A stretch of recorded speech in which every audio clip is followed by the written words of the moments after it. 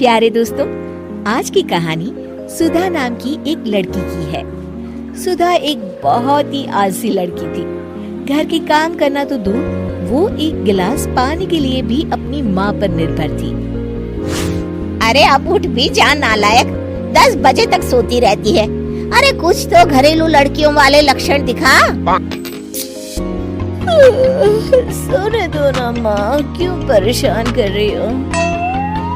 अरे भाग्यवान, क्यों मेरी बिटिया को तंग कर रही हो? सोने भी दो इसे। लो, बाप बेटी दोनों एक जैसे हैं। देख लेना, आपकी ये लाडली ससुराल जाके हमारी नाक कटाएगी। मैं कहती हूँ अब भी वक्त है, अपनी ये आदतें सुधार ले, वरना ससुराल में तेरी सास कान खींच कर तुझे सीधा करेगी। वही तुझे सबक सिखाएगी। दुनिया में आज तक कोई ऐसी सास पैदा नहीं हुई माँ, जो सुधा चोपड़ा को सबक सिखा सके।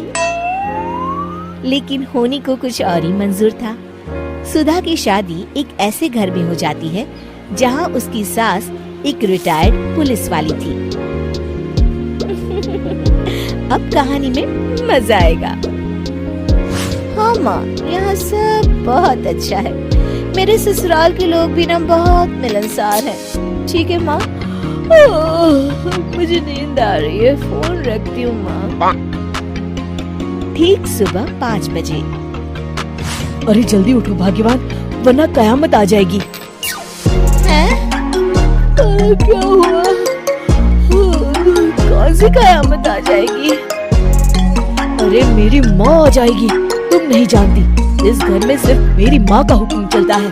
सबको सुबह 5 बजे बिस्तर छोड़कर हॉल में पहुँचना ही पड़ता है। अरे अब इंसान क्या अपनी नींद भी पूरी नहीं करेगा? यहाँ मजाक चल रहा है क्या? तभी वहाँ सुधा की सास आ जाती है। अटेंशन! मजाक तो तू समझ रही है बाबू, ये मेरा घर है और यहाँ हर किसी को डिसिप्लिन में रहना होगा। अटेंशन! अरे माँ जी, लेकिन इतनी सुबह कौन उठता है? कौन होता है मतलब? हम सभी उठते हैं, रोज उठते हैं, और अब से तुझे भी उठना पड़ेगा। आखिर मैं पुलिस वाली जो ठहरी। अटेंशन! अरे माँ जी, लेकिन अब तो आप रिटायर हो गई हो ना। तो क्या हुआ? शेर कितना भी बूढ़ा हो जाए, शिकार करना नहीं छोड़ता। उसी तरह हम पुलिस वाले रिटायर होने के बाद भी अपने अनुशासन में ही जीवन जीते हैं। चलो अब बेकार की बहस बंद करो और उठकर हॉल में चलो। अभी आधा घंटा तुम सबकी परेड चलेगी। अटेंशन! अरे मैं कोई परेड नहीं करने वाली। सुधा की सास अपनी बहू का ये बर्ताव देख झल्ला उठती है। गौर से देख, तू कहाँ और किसके सामने खड़ी है? यहाँ बात सिर्फ एक बार समझाई जाती है, बस। अटेंशन! इतना कहकर सुधा की सास चली जाती है। अपनी सास का ये रूप देखकर सुधा घबरा जाती है और जल्दी से उठकर बाहर चली जाती है। उस दिन से सुधा की जिंदगी बदल जाती है। हाय, थक गई मैं तो। ये घर है या जेल? कितना काम करना पड़ता है। लाइए दीदी, 2 रोटियां और दीजिए, मुझे बड़ी भूख लगी है। ठहर जा बहू, ये तू क्या कर रही है? मैंने सबके खाने का हिसाब तय कर रखा है। तुम 4 रोटी से ज्यादा नहीं खा सकती और ये मिर्च मसाला भी नहीं चलेगा। मेरी बहुएं एकदम फिट होनी चाहिए। अटेंशन! क्यों माँ जी, आप हमें दंगल में लड़ने के लिए तैयार कर रही हैं क्या? क्या कर रही हो सुधा? माँ जी को मजाक बिल्कुल पसंद नहीं है। चुप करके खाना खा लो, इसी में भलाई है। इस तरह धीरे धीरे सुधा अपने सास के रंग में पूरी तरह रंग जाती है, लेकिन इसका उल्टा ही असर पड़ता है।